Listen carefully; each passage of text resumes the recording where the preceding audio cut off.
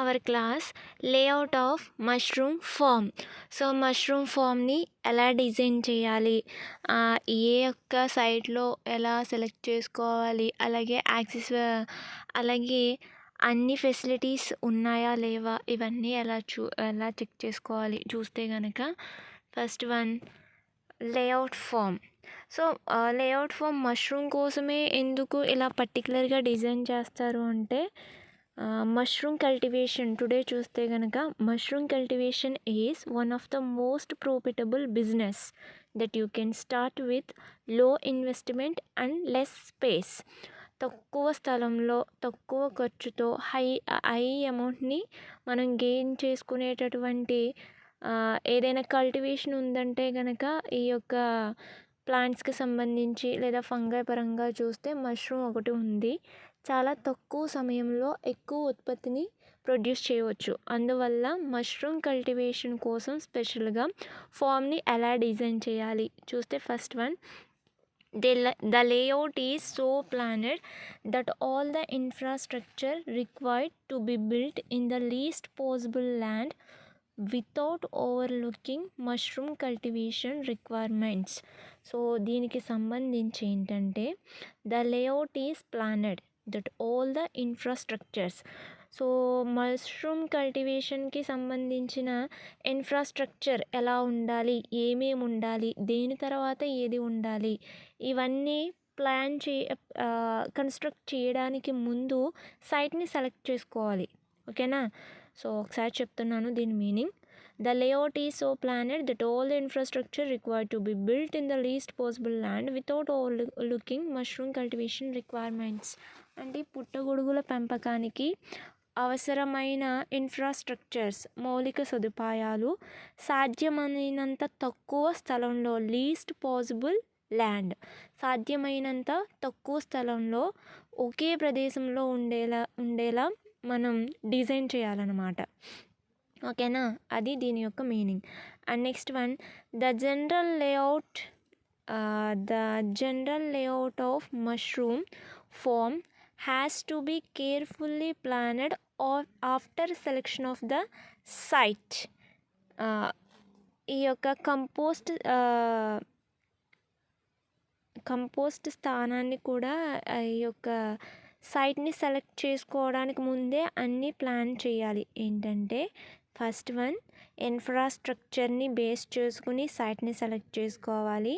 తర్వాత ఆ సెలెక్ట్ చేసినటువంటి సైట్ ఎలా ఉండాలంటే keeping in view the several factors including accessibility road to the composting yard as raw materials are to be dumped here for their processing to the compost.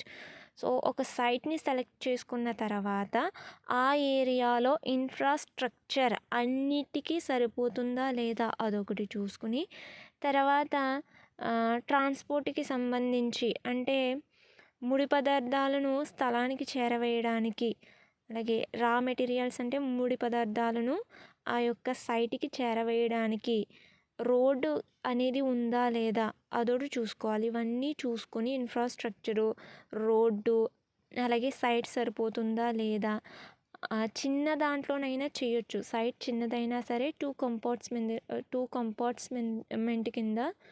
Compartments ఉంటాయి కదా, అలా create చేసి first second cropping rooms అలా కూడా construct చేయొచ్చు. ఇది వేరే విషయం. సో ఇది ఫస్ట్ సైట్ని సెలెక్ట్ చేసుకోవాలంటే మనకి కావాల్సింది ఇన్ఫ్రాస్ట్రక్చర్స్ అన్నిటికీ సరిపోతుందా.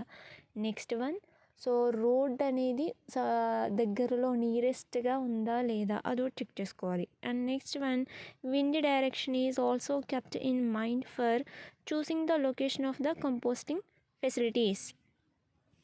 సో కంపోస్ట్ని ప్రిపేర్ చేయడానికి యూస్ చేసేటటువంటి దాన్ని కంపోస్టింగ్ యార్డ్ అంటారు. ఇది కూడా వన్ టైప్ ఆఫ్ రూమ్ అన్నమాట.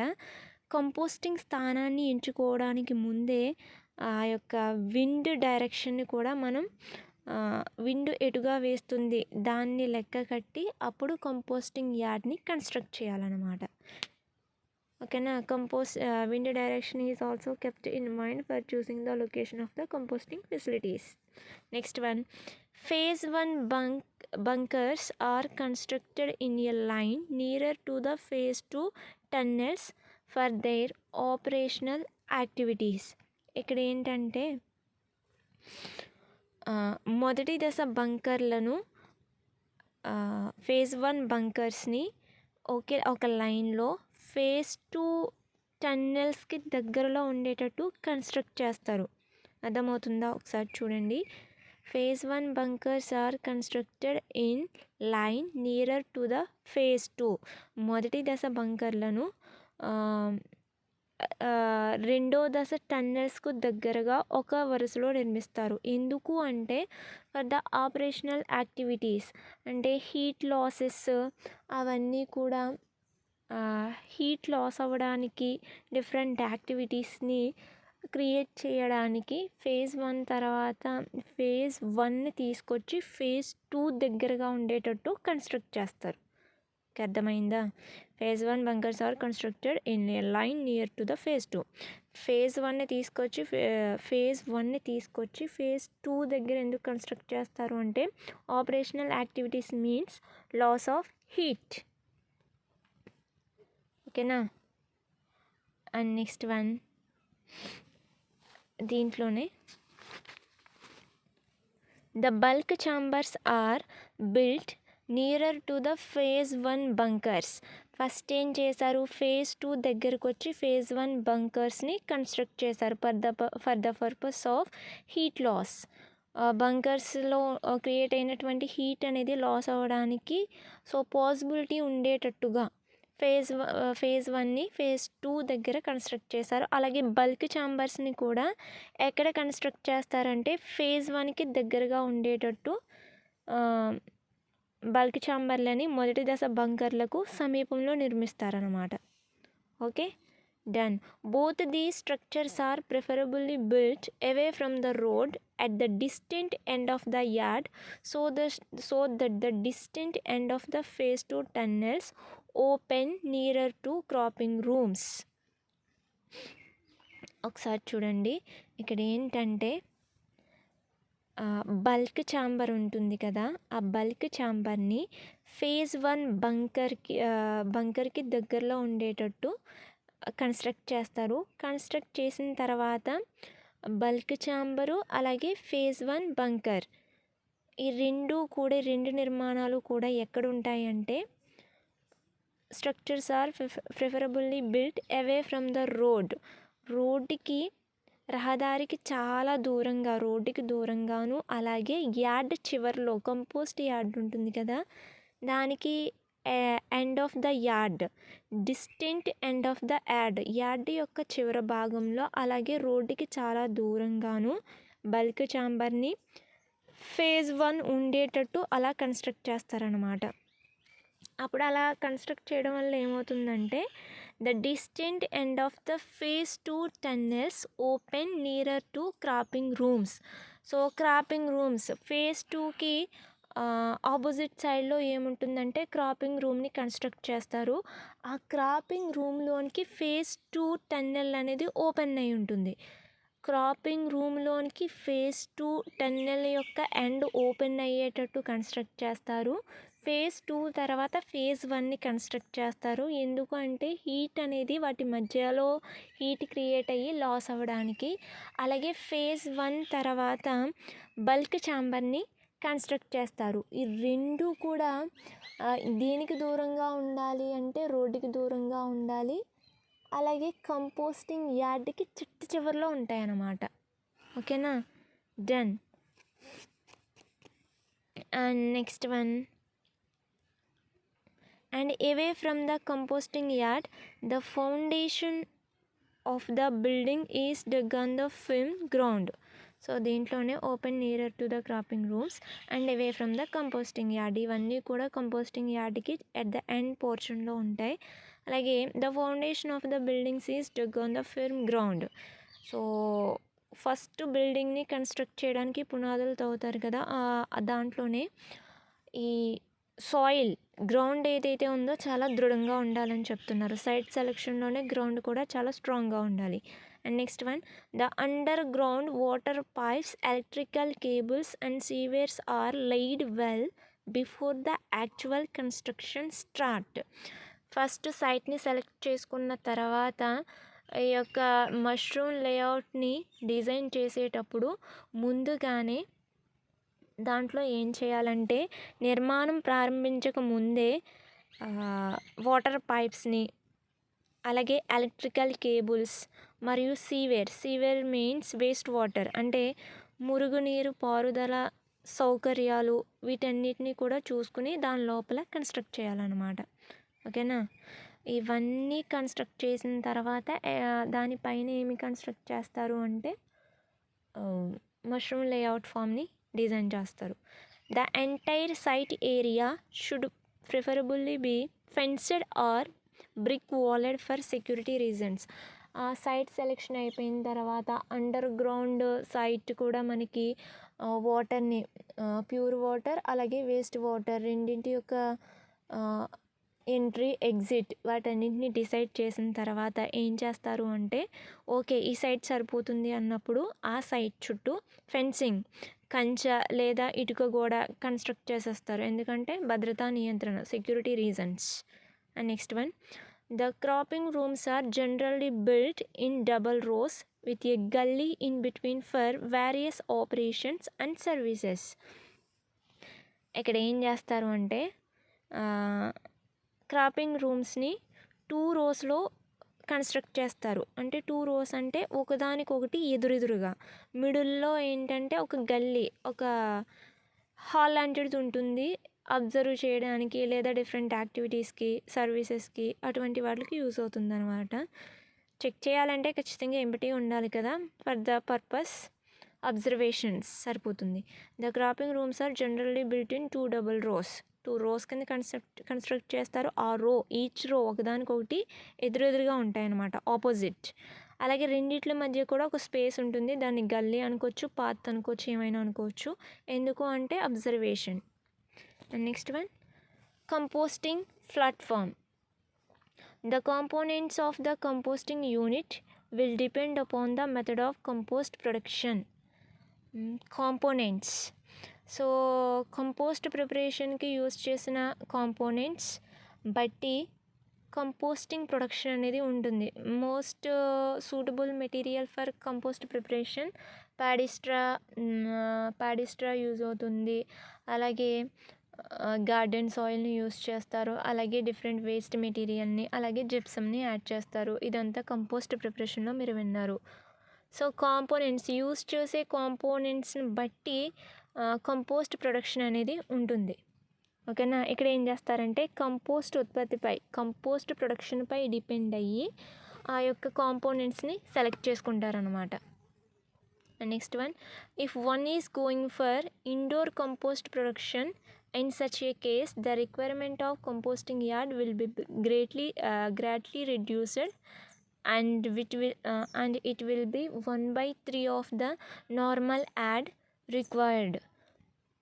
ఇక్కడ ఏంటంటే ఇండోర్ కంపోస్ట్ ఉత్పత్తి ఇండోర్ మెథడ్లో కంపోస్ట్ని ప్రిపేర్ చేయాలి అంటే కంపోస్ట్ యార్డ్ అనేది అవసరం బాగా తగ్గుతుంది. ఎందుకంటే ఇండోర్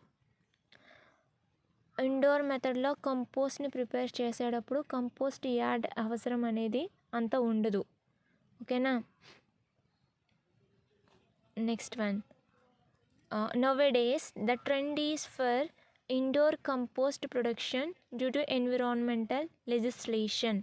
ప్రస్తుత రోజుల్లో ఇండోర్ మెథడ్నే అందరూ యూస్ చేస్తున్నారు. ఎందుకంటే దేన్ని బేస్ చేసుకుని అంటే ప్రకృతి చట్టాల కారణంగా indoor method of composting is used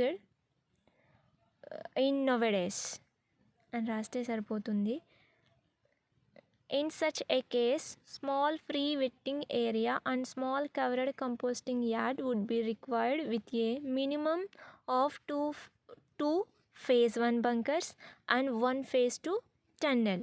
so ఈ యొక్క ఇండోర్ మెథడ్లో కంపోస్ట్ ప్రిపేర్ చేయడానికి కావాల్సినవి ఏంటంటే స్మాల్ ప్రీ వెట్టింగ్ ఏరియా.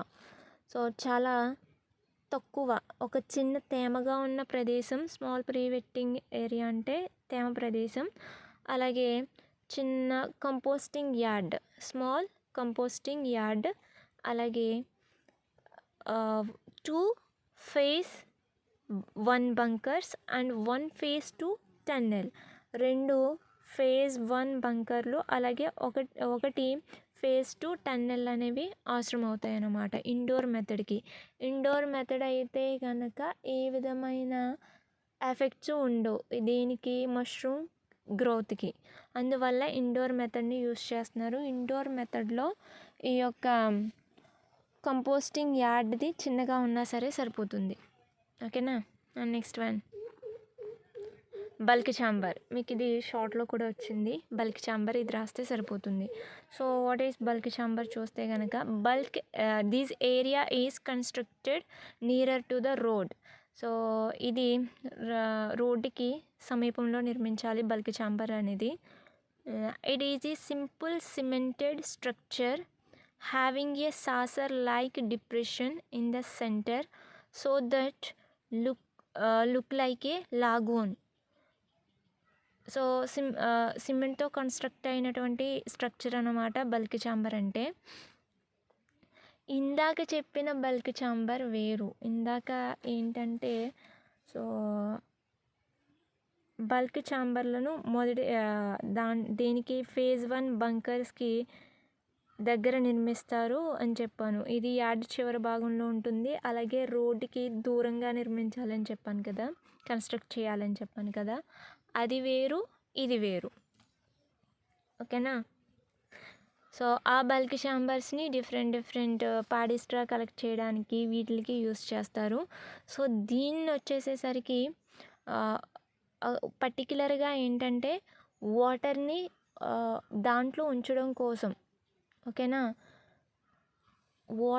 వాటర్ని వెయిట్ ఫర్ ఎ మినిట్, వాటర్ని స్టోర్ చేయడానికి యూస్ చేస్తారనమాట. Okay. It is a simple cement structure having a saucer like depression in the centre so that look like A lagoon. ఒక మడుగులా ఉంటుందన్నమాట. Next one, and water remains collected during the pre vetting of the compost ingredients. So compost prepare చేసేటప్పుడు water అనేది అవసరమవుతుంది. ఆ వాటర్ని ఎందులో store చేస్తారు అంటే ఆ lagoon like saucer like structure ఉంటుంది కదా, దీంట్లో బల్క్ ఛాంబర్ సెంట్రల్ పోర్షన్లో ఒక సాసర్కి గుంట ఎలా అయితే ఉంటుందో అలా దీనికి ఉంటుంది. అందువల్ల దీన్ని బల్క్ ఛాంబర్ అంటారు. ఓకేనా. Centre of the lagoon should be around 1 feet deep. ఎంత ఉంటుందంటే 1 feet ఉంటుంది, ఒక అడుగు లోతు ఉంటుంది. అలాగే excess water of the lagoon is collected in a good pit built specially for the purpose at a convenient place around PWA for its reuse. Excess వాటర్ని లేదా వాటర్ ఎక్కువైనా లేదు కంపోస్ట్ ప్రిపరేషన్లో వాటర్ అవసరం అయినా దేంట్లో స్టోర్ చేస్తారు అంటే కనుక ఆ 1 feet డీప్ ఉన్నటువంటి saucer like structure bulk chamber central పోర్షన్లో ప్లేస్ చేస్తారు. ఒకవేళ యాక్సెస్ వాటర్ దాంట్లో పట్టకుండా ఇంకా ఎక్కువ ఉంటే కనుక వేరొక లాగూన్లో ఆ యొక్క వాటర్ని స్టోర్ చేస్తారనమాట. సో ఇక్కడ PWA అంటే pre wetting area. Next one, pasteurisation room, a modern farm employing indoor method. ఇండోర్ మెథడ్లో ఈ యొక్క కంపోస్ట్ని ప్రిపేర్ చేసిన తర్వాత పాస్చరైజేషన్ రూమ్ అనేది అవసరమవుతుంది. సో ఇండోర్ పద్ధతికి అయితే కనుక పాస్చరైజేషన్ రూమ్ కంపల్సరీగా అవసరం. సో అది ఎలా ఉంటుందంటే, the bulk pasteurisation chamber is principally used for phase 2 of composting for pasteurisation and conditioning of the compost. ఇక్కడ phase 1 అయిపోయిన తర్వాత కంపోస్టింగ్ phase 1 అయిన తర్వాత phase 2 దశ అన్నమాట. కంపోస్టింగ్ దశ 2 కోసం ఏం చేస్తారంటే పాస్చరైజేషన్ రూమ్ని ఛాంబర్ని యూస్ చేస్తారనమాట. దీనిలో వచ్చేసేసరికి ఎక్కువ పర్సంటేజ్ కంపోస్ట్ని ఆ యొక్క పాశ్చరైజేషన్ రూమ్లో ప్లేస్ చేయడం వల్ల దీన్ని ఏమంటారు అంటే బల్క్ ఛాంబర్ అని అంటారు. ఓకేనా. In bulk pasteurisation chamber compost is handled in bulk inside the tunnel or chamber and hence the name bulk chamber. So bulk chamber అని ఎందుకంటారు అంటే ఈ యొక్క కంపోస్ట్ని మొత్తంలో చాలా ఎక్కువ మొత్తంలో ఆ యొక్క టన్నెల్లో ఉంచటం వల్ల లేదు ఆ ఛాంబర్లో ఉంచటం వల్ల దాన్ని బల్క్ ఛాంబర్ అని అంటారు. ద కంపోస్ట్ ఆఫ్టర్ ఫేజ్ తర్వాత ద కంపోస్ట్ ఆఫ్టర్ ఫేజ్ 1 ఇది sorry for the mistake. The compost after phase 1 is filled into A specially built chambers. మొదటి దశ తర్వాత కంపోస్ట్ని ప్రత్యేకంగా నిర్మించిన గదిలో నింపాలి. దాన్ని ఏమంటారు అంటే పాశ్చరైజేషన్ రూమ్ అంటారు. ఓకే. ఫేజ్ 1 కంప్లీట్ అయిన తర్వాత ఫేజ్ 2 కోసం కన్స్ట్రక్ట్ చేసినటువంటి స్పెషల్లీ డిజైనర్డ్ రూమ్ని పాశ్చరైజేషన్ రూమ్ అంటారు. ఆల్రెడీ ముందే చెప్పాను. It is particularly used for phase 2 of composting. ఓకేనా. Phase 2 of composting this one. Okay, అందుకు యూస్ చేస్తారు. The compost after is filled in to the specially built chamber which is properly insulated and provided with a steam connection and air blowing system for recirculation. ఈ రూమ్లో ఏంటంటే అన్ని సదుపాయాలు ఆ కంపోస్ట్కి సరిపడేటటువంటి అన్ని ఫెసిలిటీస్ని వాళ్ళు ప్రొవైడ్ చేస్తారు. దాన్ని పాశ్చరైజేషన్ రూమ్ అంటారు. ఏంటంటే ఇన్సులేషన్ సౌకర్యాలు, రీసర్క్యులేషన్ కొరకేమో స్టీమ్ కనెక్షన్ మరియు ఎయిర్ బ్లోయింగ్ సిస్టమ్ అన్నీ ఉండేలాగా సెట్ చేస్తారు. Okay. The compost is filled in the chamber on top of its grated floor built over the plenum. So ఈ కంపోస్ట్ అంతటినీ కూడా ఏం చేస్తారు అంటే ఆ గదిలో పాశ్చరైజేషన్ రూమ్లో నేలపైన వేసేసి పాశ్చరైజేషన్ చేస్తారు. పాశ్చరైజేషన్ ఎలాగా అంటే ఎయిర్తోనే. దాన్ని ఫ్లీనమ్ అంటారు. ఫ్లీనమ్ అంటే the plenum has an air circulation duct used during pasteurization. ఆ యొక్క ఫ్లీనమ్ ఎయిర్ సర్క్యులేషన్ డక్ట్స్ని ఆ పాశ్చరైజేషన్ రూమ్లోనికి ప్రొవైడ్ చేసి దాని ద్వారా పాశ్చరైజేషన్ చేస్తారు. ఓకేనా. Next one span unit. The layout plan of spawn laboratory is given. So ఇది అవసరం లేదు కానీ the span unit built in an area 60 × 30 × 12 అంటే మొత్తం ఆ ఏరియా అంతా కూడా ఇంత కొలతలతో ఉండాలి. 60, 30 అలాగే 12 should be good enough to host the entire span unit. The span unit is constructed in the area. Particularly it contained 60 × 30 × 12 12 centimeters or centimetres కాదు గజాలు. ఐ మీన్ అంత లెంత్, విడ్త్, ఎడ్జెస్ అంత రావాలన్నమాట.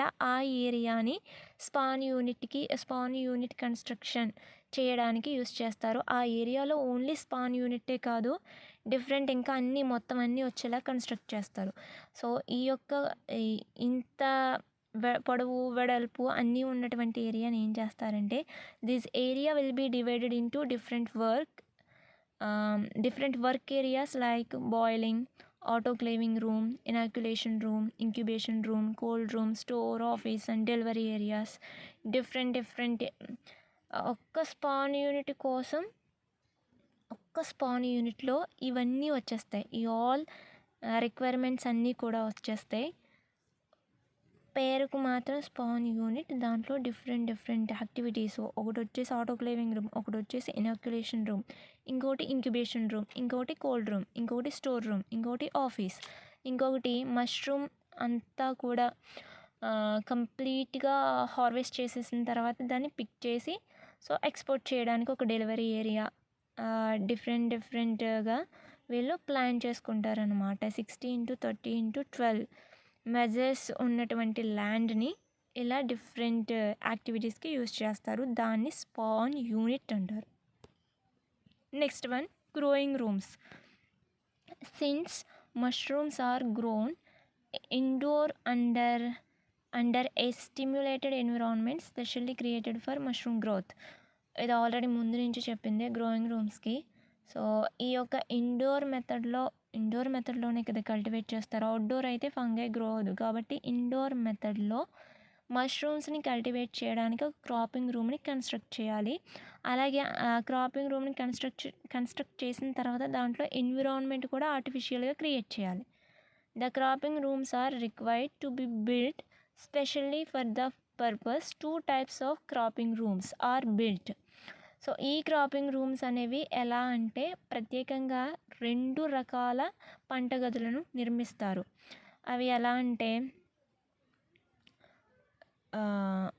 build shooting a particular requirements, those required for seasonal growing, and those, so ఇది mistake, THOSE, those for environment controlled growing around the year. ఒక room వచ్చేసి seasonal ప్రకారంగా పెరిగేటటువంటి cropping room గాను, ఇంకొకటి వచ్చేసి సీజన్ ఏదైనా సరే సంవత్సరం అంతా మష్రూమ్స్ని పెంచడం కోసం కన్స్ట్రక్ట్ చేసినటువంటి వేరొక గది, దాన్ని గ్రోయింగ్ రూమ్స్ అంటారు. ఓకేనా. ఫస్ట్ గ్రోయింగ్ రూమ్స్ని కన్స్ట్రక్ట్ చేసుకున్న తర్వాత ఆర్టిఫిషియల్ ఎన్విరాన్మెంట్ క్రియేట్ చేయాలి. సో ఈ గ్రోయింగ్ రూమ్స్ని కూడా ఎలా కన్స్ట్రక్ట్ చేస్తారంటే 2 typesగా. ఒకటి సీజనల్ ప్రకారం ఒక రూమ్ని కన్స్ట్రక్ట్ చేయాలి. అరౌండ్ టోటల్ ఇయర్ అంతా ఈ యొక్క మష్రూమ్ని కల్టివేట్ చేయడానికి వేరొక రూమ్ని కల్టివేట్ చేయాలి. ఇది మష్రూమ్ లేఅవుట్ ఫామ్. అర్థమైందా? ఫస్ట్ ఏంటంటే సైట్ని సెలెక్ట్ చేసుకోవాలి. దేన్ని డిపెండ్ చేసుకుని అంటే ఇన్ఫ్రాస్ట్రక్చర్ని. ఓకేనా. మొత్తం అన్నీ కూడా ఒకే చోట కన్స్ట్రక్ట్ చేయగలిగే క్యాపబిలిటీ ఉంటుందా లేదా అదొకటి చూసుకోవాలి.